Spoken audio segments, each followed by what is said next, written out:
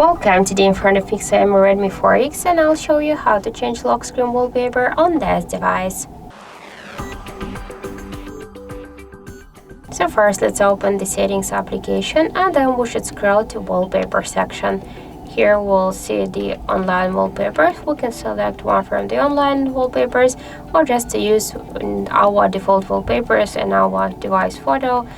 So click here to wallpaper section. Just we can use one from these default wallpapers or just to use wallpapers from our device gallery, previously taken photos, or just download it from the internet.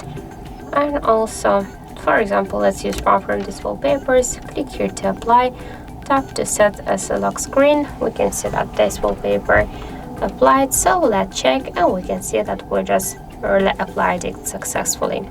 So that's it. Thank you for watching, and if you find this video helpful, don't forget to leave a like, comment and to subscribe our channel.